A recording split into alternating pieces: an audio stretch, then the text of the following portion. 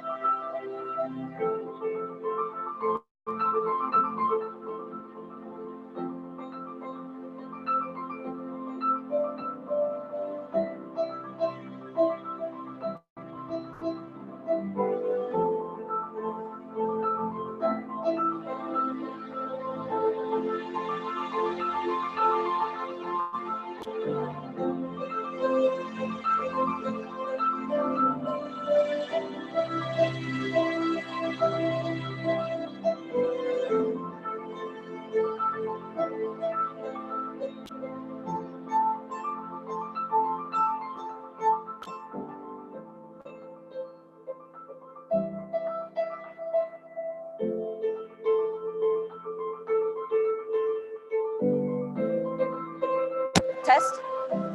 Count to 5. Hi, hello. 1, 2, 3. No, it might be muted. That makes sense. What happens if we have a mic issue? It's always happening. Do you have a Hello. Hey, everyone, can you hear me? Hello. No, you can't. It's not on. That's definitely a way to. Okay.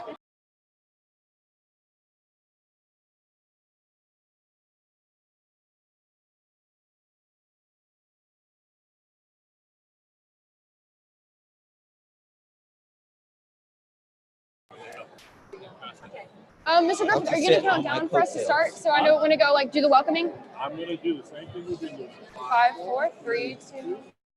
Juaning Dajia, bienvenidos. Welcome, everyone. And thank you so much for listening to our second installment of our leadership series.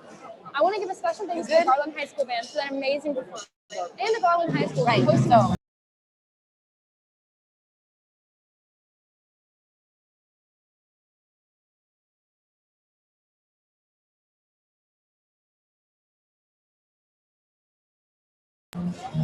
Before we get started, I would like to introduce our senior representative panel. I'm with Marshall, representing Keller Saginaw High School.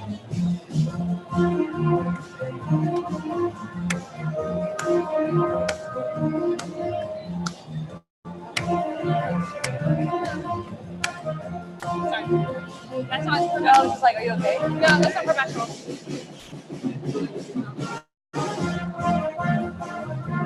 Sit up straight.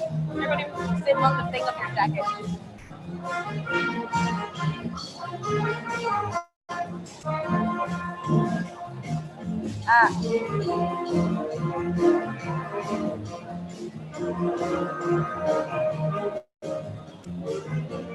I'm super excited. Let's do this. I'm mostly tired, but like, Let's we're okay. Yes, sir. We are speaking to everyone, and if you need us to go louder, go like this, okay? Please, yeah. Ross will sit right there in the front. All right. He's gonna On now? Okay. I can't hear anything though. Okay. That's okay. Thank you for telling us that. Yeah. Yeah, I can hear it.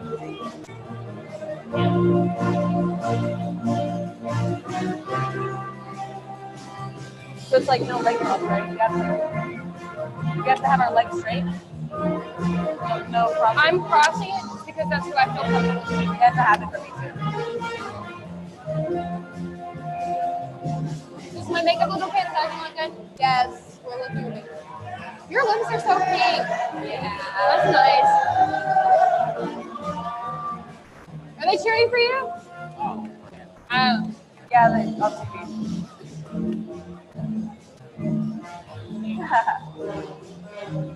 There's only one girl in jazz band, Yeah. which in my school it's more girls are in it. Like it's majority girls in it. Different, like different campuses. Yeah.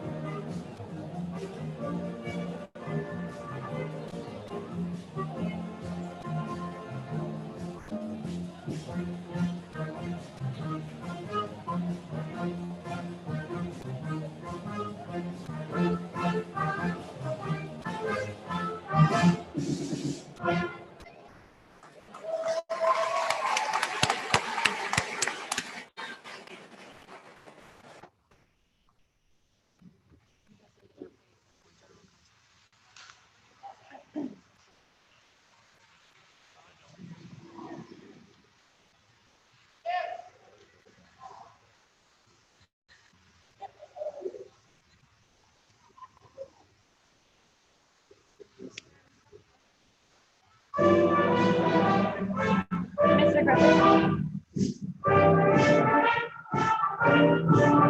So, my hair is too short to put it. My hair is too short to put it in a bun. Can I take it out? Yeah.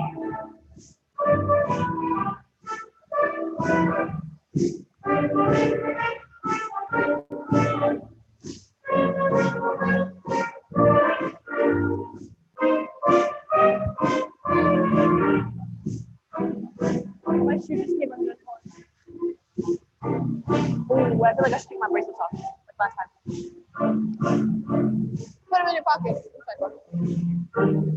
I have my headphones in here. I did break my cap.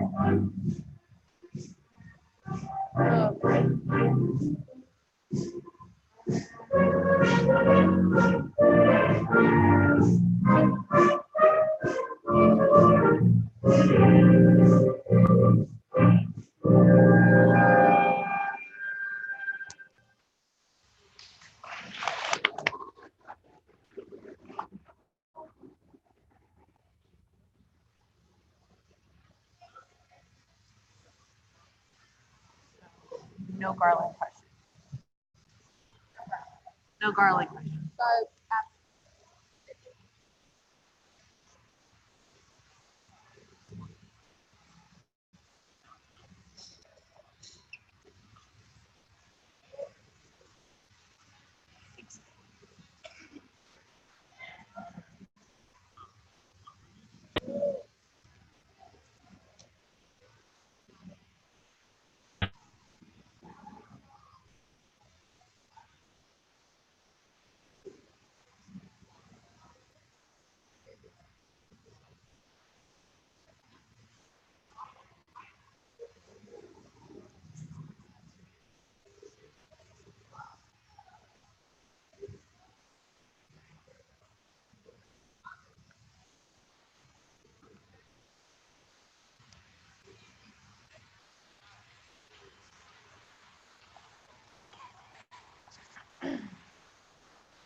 guys.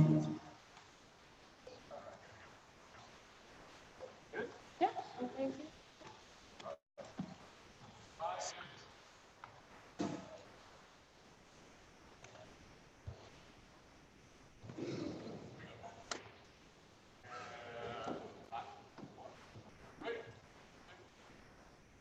Juaning Dajia, bienvenidos. Welcome everyone to our second installment of our leadership series. We are super excited to be here today with a special guest speaker. But first, I would like to thank Garland High School Band for that amazing performance.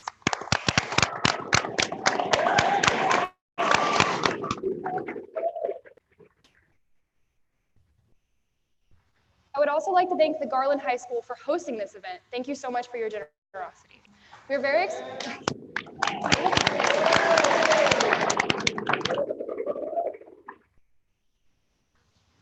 excited to introduce our guest speaker, General Charles Brown, Jr. Please help us welcome General Charles Brown.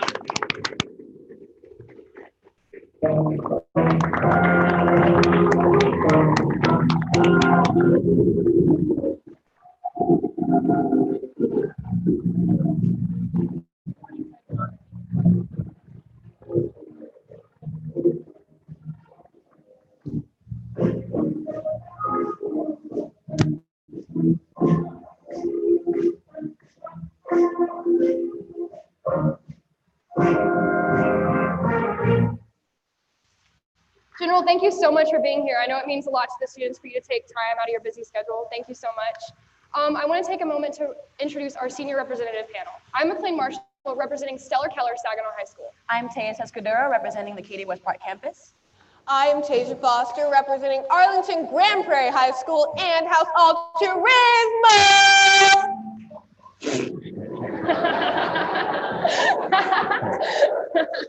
I am Enoch Adoye, representing Garland High School.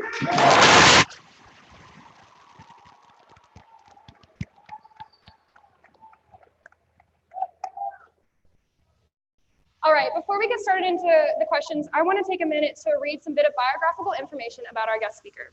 General Charles Q. Brown Jr. is the commander of the Pacific Air Force's Air Component Commander for U.S. Indo-Pacific Command and Executive Director of the Pacific Air Combat Operations Staff, Joint Base Pearl Harbor Hickman in Hawaii. The Pacific Air Forces is responsible for Air Force activities spread over half of the globe in a command that supports more than 46,000 airmen, serving principally in Japan, Korea, Hawaii, Alaska, and Guam. General Brown was commissioned in 1984 as a distinguished graduate of the ROTC program at Texas Tech University. He has served in a variety of positions in the squadron and wing level, including an assignment to the U.S. Air Force Weapons School as an F-16 instructor. General Brown has commanded a fighter squadron, the U.S. Air Force Weapons School, 2 fighter wings, and a U.S. Air Force's Central Command. Prior to his current assignment, he served as a deputy commander of the U.S. Central Command. And you have also flown more than 2,900 hours, including 130 combat hours.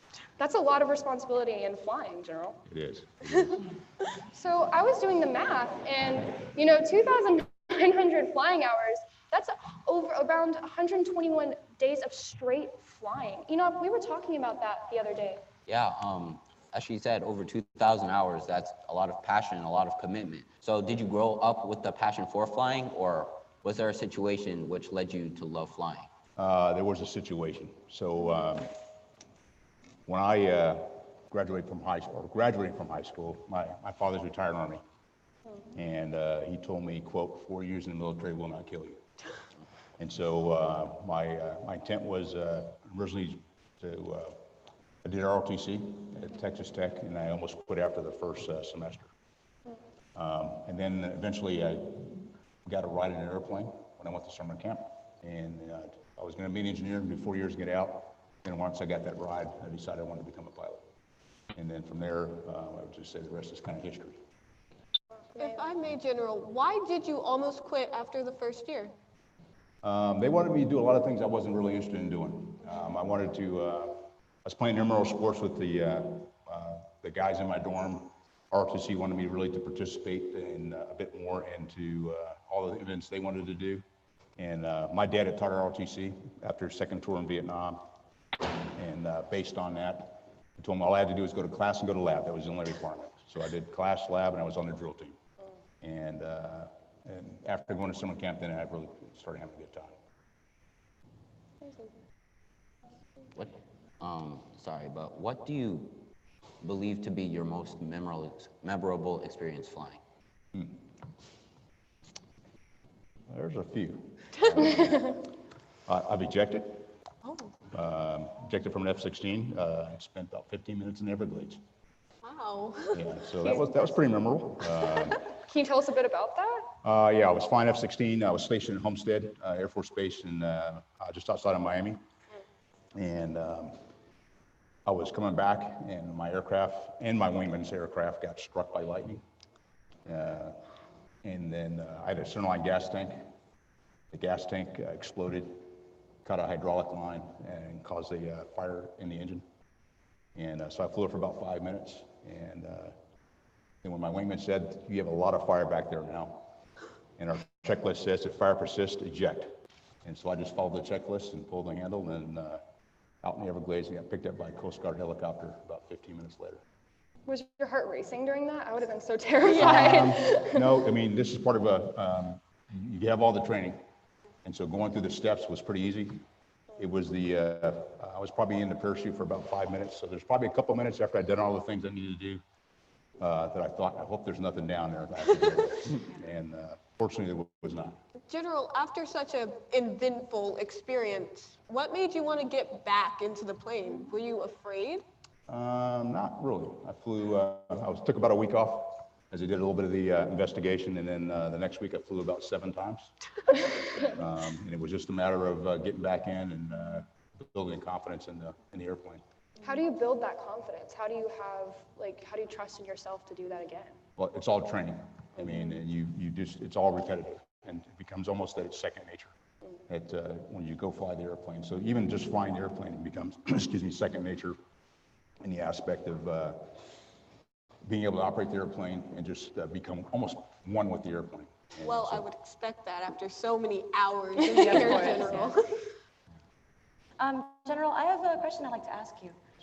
What's more important to you, your core values, your vision, or your mission, like as a person? And also, how do you keep that your priority? Values. Your values are probably the most, that builds your character, and it's your reputation that precedes you. And I think the key part of any leadership opportunity, it's folks will look at how you carry yourself. It's the decisions you make, the actions you take.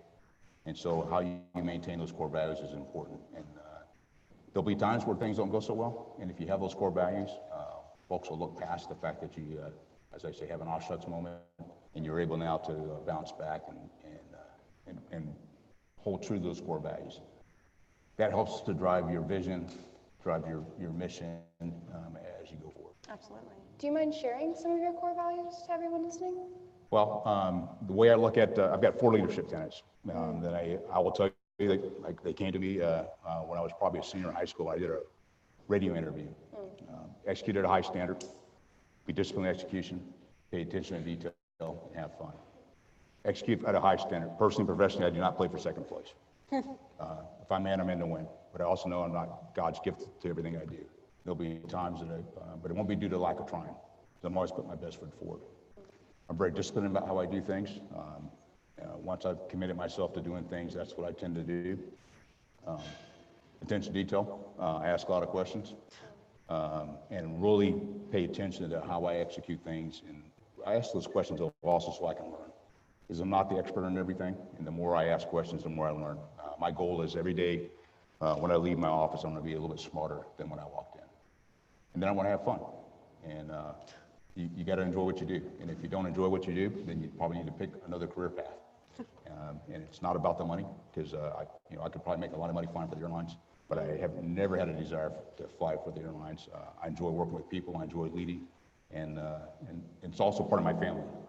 So my family has a vote as well. I have a wife and 2 sons, and so they have a vote on this. And if we're not all having fun together, then I probably would have picked another career path a little earlier. That's very good, General. Like, you bring up your family, that's nice. What advice would you give to all of us listening and watching to how to maintain our own personal morals and values going forward in our lives? Well, one of the things when I talk about leadership, and I have a few thoughts on leadership, and One of the things that I look at is, before you can lead others, you got to be able to lead yourself. And so I think about it in several aspects of that is, once you're in a leadership position, you need to kind of be who you are, maintain your core values. You need to understand what your strengths and weaknesses are. I like to say that on a scale of 1 to 10, if you're a 2, you'll never be a 10. And so what you really want to do is focus on the areas that you're really strong at. I also like to quote that 50% of the world is below average. That is a fact. And 50% of the folks here today are below average. But the question is below average at what? You need to figure out what parts you're really good at and focus on those and make those really strong. The other areas, then I would actually say, have a friend who has some of those other skill sets that you would actually call on. I like that answer, General. Since you mentioned being a leader yourself, since you've been to Italy, I believe, South Korea, all over the world, I would consider you to be an international leader. So for us, we are learning Spanish, Chinese, and English. How do you think that'll help us in the international community going forward into our futures? What it does, it gives you a different perspective. And that's the thing that I've found, I have been able to live overseas, lived in Germany, lived in Italy, lived in Qatar, lived all across the United States. Just in the past year, I've traveled to 12 different countries in the Pacific. And I went to Antarctica and the South Pole just this past year, so I've been to every continent. The key part about the studies you do here, it gives you a different perspective about world events. And each part of the world has a different perspective. And the better you understand that perspective, the better you're able to engage in the international world. I think the one thing I've found is that every country has a little bit different look and view on things. And the more you broaden your perspective, the more effective you'll be. And it's really interesting you say that because we are all here trained to be international leaders. Also, I wanted to ask you something because you are in charge of that Pacific region, and that's a very specific region. So I was going to ask you, since you have so much expertise in that area, what is something that keeps you up at night or has been challenging about managing the air forces in that region? Well, one thing, it's big. We talk about being native Texan, everything's bigger. It's even bigger out in the Pacific. Right. When you look at the size, it's about 9,000 miles from east to west. We talk about it. It's you can go all the way from Hollywood to Bollywood. Is the distance. It's about 12 different time zones. The challenge I look at is the dynamics of the size of the region and what it will take in order to maintain a level of security. When you look at the size of the region and importance, 60% of the world's population lives in the Indo-Pacific, 44% of the world's trade. And so when you look at how important that region is, those are the kinds of things I pay attention to ensure we are working with our partner nations in the region to maintain a level of security and stability. It's really good to be able to work with other nations and to understand their perspectives and their views so that way you can ensure diplomacy, because it's very important also to make sure that we're maintaining those peaceful relations. Do you have anything that you guys want to say about that? I full-heartedly agree. Tejas? I just thought it was really great insight. Like I don't think any of us have seen it that way, I guess. So it's interesting that you say it. Especially coming from your perspective as a general in the Army, that's just something that we don't usually see, that perspective, just being high school students. And a lot of us are going places. I know the ROTC program is very popular here, and a lot of students are training and going into the military, but still we haven't reached that level yet. And to hear from someone so high up in the military saying that it's important to understand and respect other cultures, to understand where everyone is coming from, I think it's really important because that aligns with our missions and our values at IL Texas. And I think it's just you really solidifying the fact that we need to train to be leaders and being able to carry ourselves with our morals and our values and make sure that we're carrying ourselves with integrity. Very well put, McLean. So actually, we have a very special event coming up. We're going to toss it over to some of our other campuses so they can ask questions. So our first question comes from the Lancaster DeSoto campus. So Lancaster DeSoto, please present your question.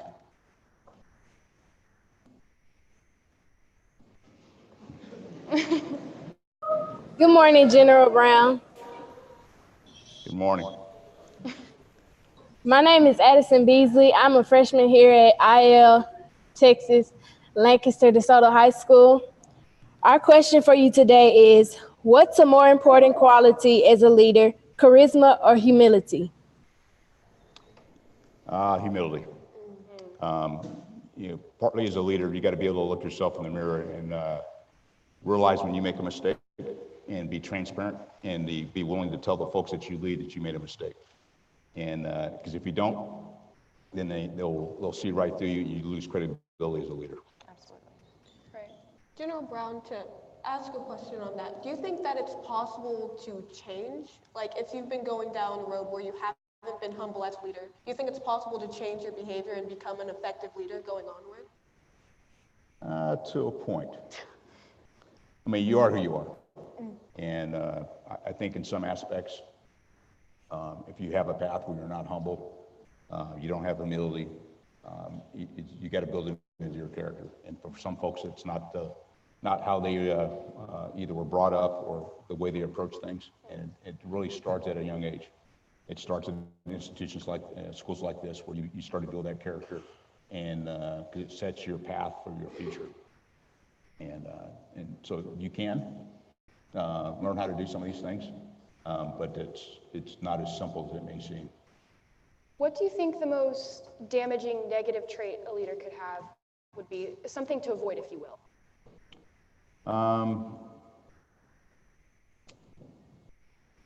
Being self-indulged, which is more about them than it is about the people or organization they lead.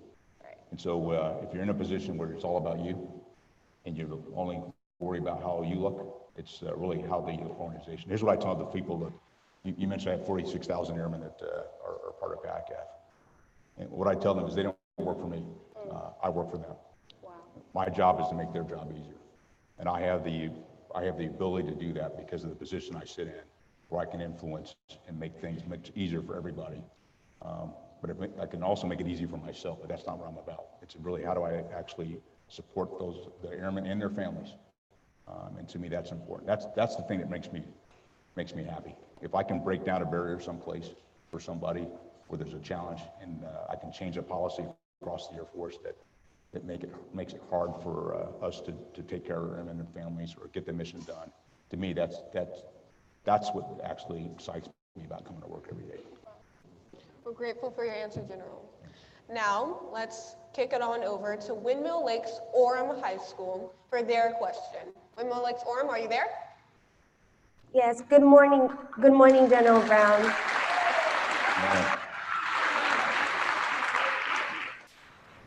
Good morning, General Brown. My name is Marisol Zamora. I'm a sophomore in Windmill Lakes Orem High School, and our question for you is, you have been a leader through circumstances that can be perceived as dangerous and very difficult. How do you maintain your focus, and how do you stay true to who you are in these circumstances? I'm sorry, can you repeat the question?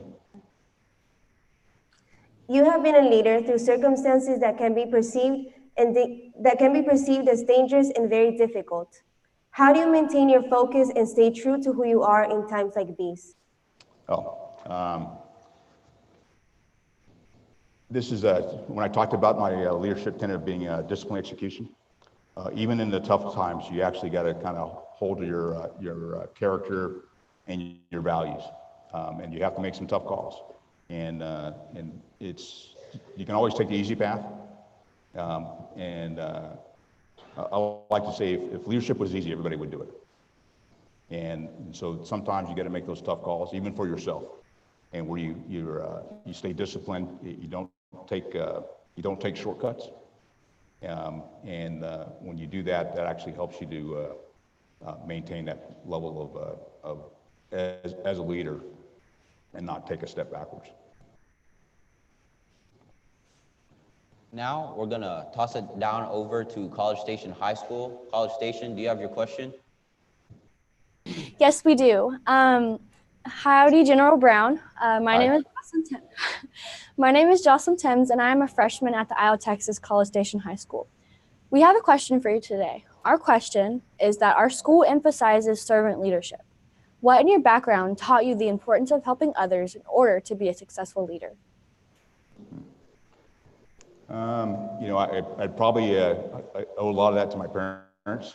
my grandparents.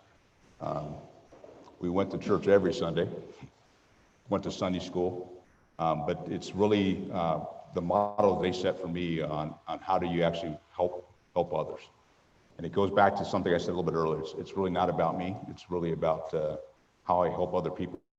And I think the real joy of being able to lead a organization or a team is the success of the team, not the success of me as an individual, but how we together do things. And that actually drives you to be more of a servant leader when you're really pushing to make your team better, not just yourself.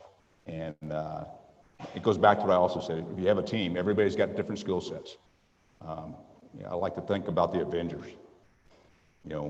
If they all had the same superpowers, they wouldn't be a great team. And so we all have various different superpowers, and how do you take advantage of those superpowers that you have and the superpowers of your teammates, and how you bring all those together as a servant leader and amplify the skill sets and the superpowers of all those that you have a chance to be around. General, go ahead. You can go. General, you said you had kids. So as a father, how do you instill the leadership qualities that you possess into your children? How do you try and do that? Be a role model. This is the discipline execution. So if I tell my boys, don't walk across the grass, use the sidewalk, they better not catch me walking across the grass. Okay, and that's that's one of those things, you can take the shortcut, but it's the models that you present to them, so they see that every day in you. Because you don't want to have as we say, a say-do gap.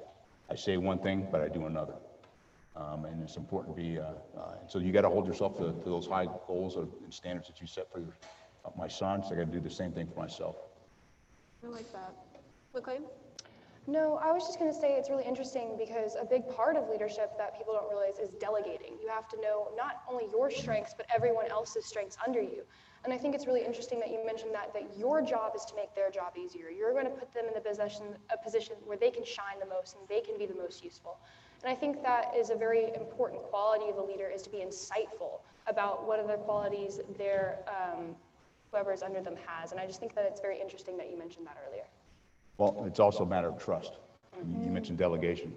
And when you delegate, you got to trust people to do their job or the opportunity to present them. And there are probably may not always do it exactly the way you would do it, and they may not do it perfectly.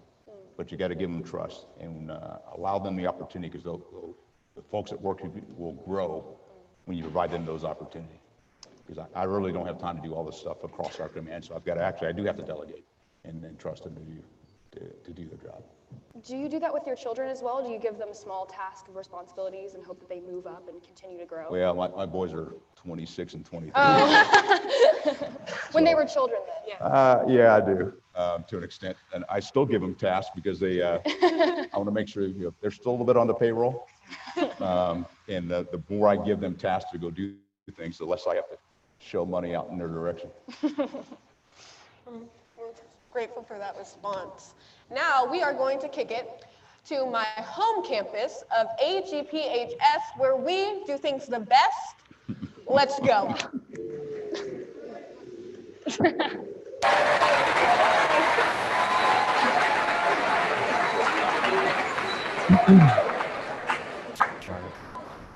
All right.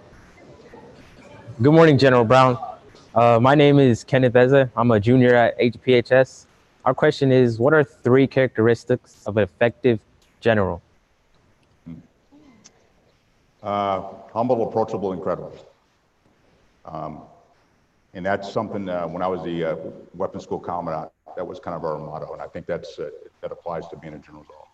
You got to be humble, where, I tell you, I've far exceeded any place I ever planned to be. It was going to be 4 years and get out, and I've overstayed my welcome by about 30 years. And so, to me, that's one part. The other part is being approachable. And it's tough enough as a 4-star general that sometimes people that work for you don't want to come talk to you because they're intimidated. But I tell them I'm just like them. I'm just older. I've just been around a little bit longer. And so you want to make sure that you're approachable, because that way you get information so you can actually help make decisions versus being very isolated. Right. But you also need to be credible.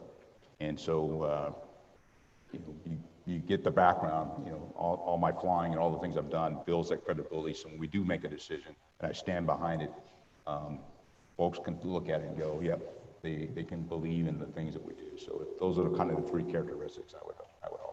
So how do you become more approachable, especially when you're in a position of such immense power? There's a couple things I do. For example, I do lunches periodically with different parts of my staff. Because there's folks that there's people that see me every day, but there's other people that don't get a chance to see me. So I make an effort to go out and see them. And so when I do those lunches or different events, and versus people coming to my office, I will go to give them home court advantage by going to where they are. The other thing I do is, a lot of times when I have the conference room table, you can sit at the head of the table. I don't. I sit at the side of the table, so it's kind of a round table. Wow. And it's less intimidating, and it's more of a dialogue. And I like the dialogue because to me, it's a way of being able to, I get to learn something just like they get to learn something as well. And it seems like when you mentioned the Avengers earlier, instead of it being there's you and then everyone else is beneath you, it seems like you guys really work together as a team and you know their strengths and you want to get that dialogue going to get their input as well. And I think that's really a characteristic of a really good leader. Well, the other part I look at too is that I try to be part of the process. I like to iterate things. I like to be, I like to get my hands dirty, so to speak, with the folks that are working on things. Because if I get it at the very end and they think it's perfect, I find that their perfect and my perfect are not always in the same ballpark. Right. So the way to do that is actually working on it together because then we own it together. Mm-hmm. And to me, that's important. So we're all a part of the team. And I think we all bring value to the things that we do. And so that's why I enjoy working with the staff. And we go back and forth to bring, so we get a better product in the long run.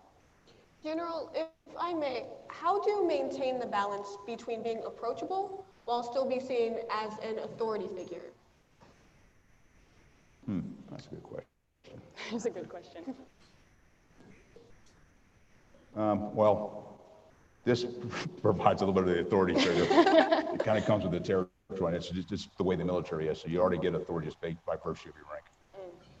But it's the actions you take and how you engage with people. Matter of fact, we just finished up my commanders conference. So we had all my commanders from across the Pacific, their senior enlisted command chiefs and their spouses. And the thing that we did for our conference is one, I could sit at the table and do all the talking, or I could actually, or show a bunch of PowerPoint slides and put people to sleep, or I could actually engage. And that's what we did. And so what I really do is try to pull out from folks by being able to allow them to speak and provide their inputs. And then the other part is you actually not only listen to them, but you actually take it and take action on it. Absolutely. Thank you so much for that interesting insight, General.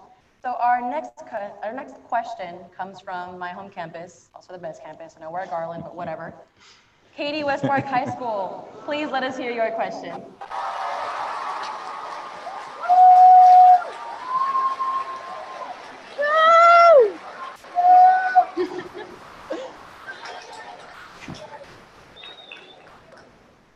Katie? Hello, good morning, General Brown. It's so nice to be able to have this opportunity to talk to you today. My name is Maria Tran. I am currently a sophomore at Isle, Texas, Katie Westmark. My question for you today is, how much do you personally interact with the air chiefs of our allies in the Pacific, like Japan, Australia, and India? And how high is the level of cooperation? Actually quite a bit with the air chiefs. And so there's about 20 air chiefs within the Indo-Pacific. I've met with 17 of them in the past 14 months, and some of them multiple times. And so, when I go to these international air shows, I really don't go to the air show. I go to speed dates with air chiefs. That's the way I describe it, because what I'll do is I'll spend half-an-hour blocks, 45-minute blocks, where I just sit down with them and we talk about different things of interest that we have across the region. And then the other thing I do is I actually call them periodically. So just a couple nights ago, I talked to the air chief from the Royal Thai Air Force. He retires on Monday. And so we've had a chance to meet a couple of times, and I just called to tell him good luck and congratulations as he makes the transition. And so Probably our strongest partners in the region are Australia and Japan and Korea. I go to Korea here in about 2 weeks. Oh, wow. I'm usually, you know, I really don't live in Hawaii. I just store my clothes there, and that's where my mail goes. I spend about half my time not in Hawaii. And it's really going out to visit with the various Arab chiefs because it's important. It's not just me meeting with the Arab chiefs, but it's other parts of my staff meeting with their counterparts, and the exercises we do across the region and how we build those partnerships with the different countries in the region. So do you think that understanding the different cultures of Japan and Korea and, you know, our other allies, and also maybe even understanding a little bit of the languages and the nuances help you make those friendships stronger? It does. It's not only the culture, but it's also a little bit of the history. Yes. To understand the dynamics of why different countries see different things a different way. And I'll also tell you the thing that I find too is that how over time those relationships change. You know, I'll give you a good example. So here about a year ago, I had the Japanese Air Chief visit our headquarters, and our headquarters is at Hickam Air Base. It was a dormitory on December 7th, 1941, and you can go to our headquarters right now. You can still see the bullet marks from when the Japanese strafed our headquarters. And so as the Japanese Air Chief is going through and we're showing him this, he says, "Hey, I'm sorry." And we have a really good relationship, and times have changed. Here about a month ago, I was in Vietnam, and same kind of dynamic. 25 years, almost 25 years that we normalized relations with Vietnam, and it was a really good visit. And so what you see over time is understanding the history, but then building those relationships is important to how we grow as a nation. And the more you understand, and really how you listen, because we could do, as the United States, we could do a lot of talking. It's how we listen to what our partners have to say is what makes it really valuable. Wow, and I am so appreciative of that response. But I also want to toss it over to my campus, and I'm not going to say it's the best campus because that caused a riot last time, but I want to give it over to Stellar Keller Saginaw High School. Genesis, take it away.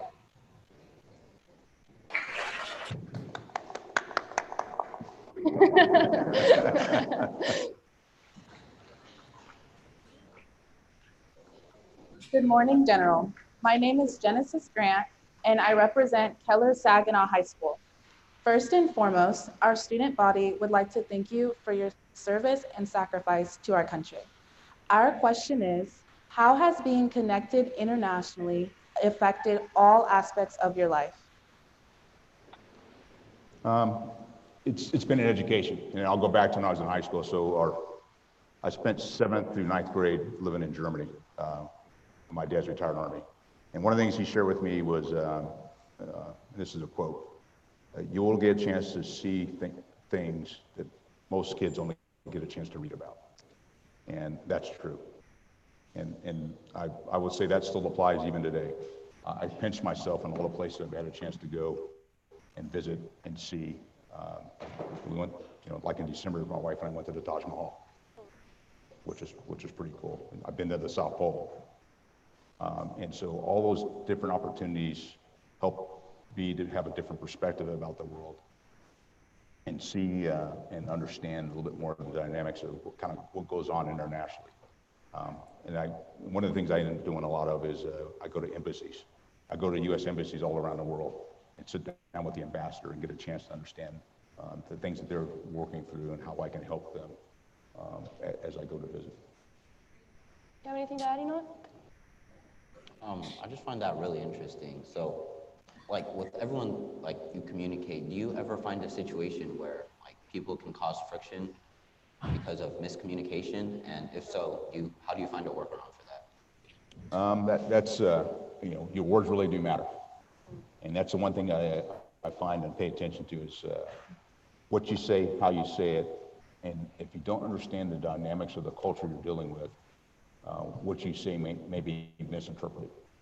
And so, you know, one of the areas I have to worry about is that periodically in some of the countries, they don't speak English. And unfortunately, I took 3 years of high school French, and I don't use that very well. And so what that is, how do you ensure that you're getting the right message across as you're talking to another air chief or senior leader from another country? because they have a different perspective. And how do you actually, and I'll also tell you as you walk away from some of those meetings, what you hear and what you think might have been said, and the interpretation of that, either literally or figuratively, and you got to put it into context of other meetings that have happened before you. That's why it's important for me when I go to different countries and I talk to the ambassador and the country team in that embassy. They have the more context than I might have. And so here's what an Air Chief said. Here's what it meant, because there's more to the story that I'm only there for part of the story. And so that's another key aspect of it. So, Go ahead, Eva. So do you find it advantageous for us, because we are taking 3 languages, for us to be learning these languages and to continue it as we head into college for our future careers? I think it is. I mean, it's not only the language, but it's also what goes with the language, the culture that goes with the history. And it'll give you opportunities to open some doors that you probably wouldn't have otherwise, to make you think about, what goes on in the world. For example, my wife's degree is in Spanish, and she's really good at languages, better than I am. She speaks Spanish, does some Japanese. She's lived in Japan for a year while we were dating. She's taken Arabic, she's taken French, she's taken German, she's taken Italian, and she's got probably more culture than I have because of all of those languages. She actually helps me in that regard. And so every time you take a language, what I think is you open up a door, you pull the thread. What I find is the more you figure out you figure out there's more you don't know. And by taking these languages, I think it helps the broad and makes you more curious. So you start asking more questions and start digging into history, start digging into culture, start digging into what type of food do they eat in certain places. I've eaten a lot of different things that it's not a Whataburger or brisket or Dr. Pepper, which are 3 of my favorites, by the way. Speaking of different things, if I can change it to a little bit lighter note, where is the most favorite place that you've stayed at? I would say that one of my favorite assignments is living in Italy. Beautiful. So we lived, I was at Aviano Air Base as the wing commander, and our boys were high school, middle school. We lived about an hour and 15 minutes north of Venice. And so we got Italian food we don't eat Olive Garden anymore, let's put it that way. Italian food, fresh Italian food in Italy is just awesome. And so that was probably one of our favorites, because we got a chance to travel all around. And that was our first overseas assignment as a family, because my previous overseas assignments were into Korea by myself, remotely. Sir, if I may put a quick question in there, what is a mistake that you see leaders often commit, and how can we avoid it? That's a good question, Tejas.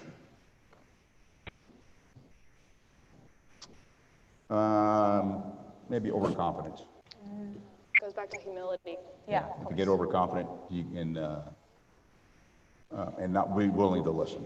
It's probably the other one, is not being willing to listen, because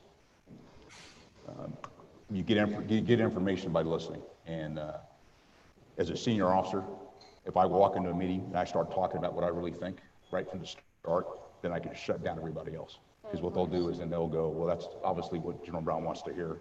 And so what they'll say is they'll all agree with me, but they'd be completely wrong. So it's more important that I sit back and listen to what people have to say. And then once I take all the information, then I can now say, here's what I think.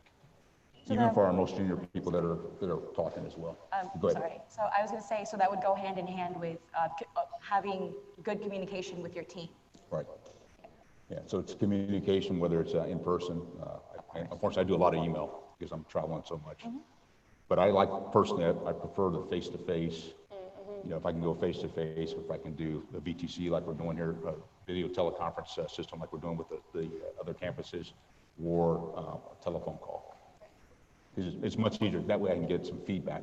You can see body language, you can see facial expressions that you can't get in an email. Yeah. Right. So, Enoch, any input? I mean, to be honest, like with this generation nowadays, all they have is their phones. So, and it's kind of distracting. So I'd agree. Yeah, so they need to be able to learn how to communicate properly. And I think that was very insightful to be able to help them do that. Yeah, so when I came in the Air Force, we didn't even have email, much less a smartphone or a cell phone. So you actually had to talk to people. And that's, I think, an area that is important. By learning the languages you're learning here at the International Leadership School, it gives you an opportunity to broaden that horizon and your communication skills. So would you believe it advantageous to those students who do not have a phone? I don't want to say it's advantageous. You don't have a phone, right? I don't know. I would say it's probably good sometimes to put your phone down, and put your phone down and actually have a conversation. Too often I see folks all go to dinner at the same table and everybody's on their phones, texting and emailing. And so why do you go to dinner together? I've noticed that you've actually published something before, correct? And is there one thing, you have a platform right now, is there one little tidbit that you would like to share with all of us today? Oh, I've written a few things, but that was a year at, I was working with a think tank when I was a lieutenant colonel. And so I had a full year to actually think and write a book that got published. It takes time. But what I do personally is one benefit of having a phone is when I read things, I can cut and paste and I keep notes on my phone that I can go back and refer to in the future. So when I do get a chance to write, I use that as an opportunity to pull my thoughts together.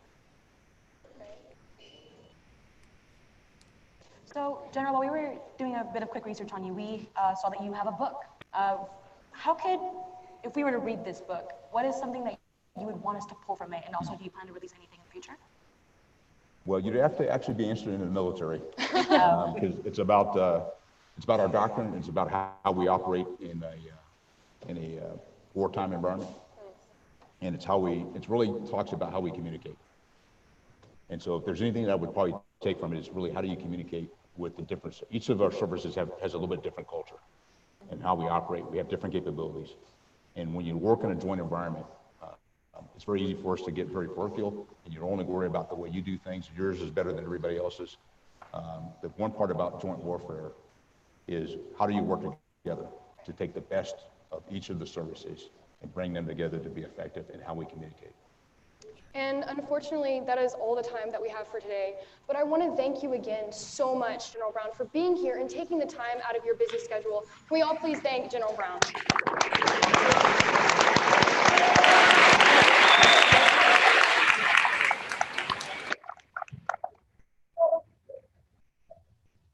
On behalf of IL Texas, I would like to bestow you with this gift. This is on behalf of all of the students here. If you want to open it now, you can, or you can wait till later. It's up to you. And I also want to thank again, Garland, your band was absolutely phenomenal. And I also want to thank Garland again for hosting this event. Good job, Garland.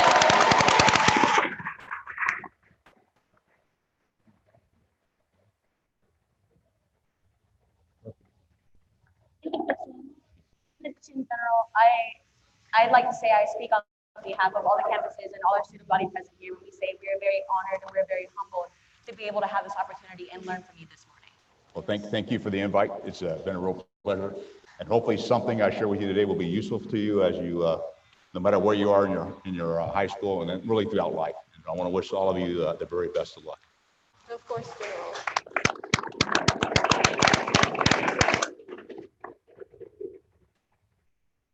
Judging from the smiling faces in the audience and up here too, I believe we all had a ton of fun this time. And I would like to remind all of us to stay tuned for the third speaker series in our leadership speaker series, and stay tuned because it's coming soon. I would just like to thank you so much for this experience. I'm pretty sure all of us have learned a lot from you coming here. Thank you. Thank you. I'm McLean Marshall, representing the Keller Saginaw High School campus. I'm Teas Escudero, representing the Katy West Park campus. I'm Tasia Foster, representing Arlington Grand Prairie High School. I'm Enoch Adoye, representing Garland High School.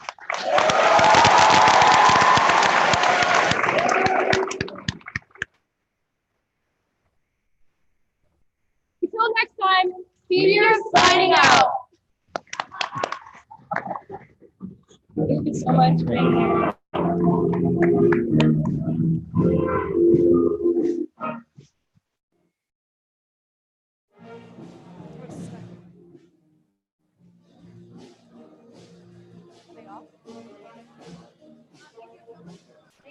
Okay,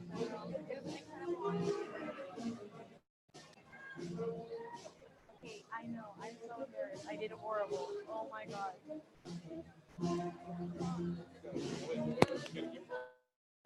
All of us. You got in there. You got it's a flexible. It's great. It's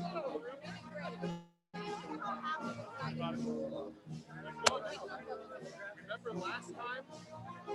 Bacchus stepped off the stage and started dancing with his wife. You know the piece they wanted out of a whole 1 hour thing? Him dancing with his wife. You know what we didn't have? Him dancing with his wife. Until the band plays.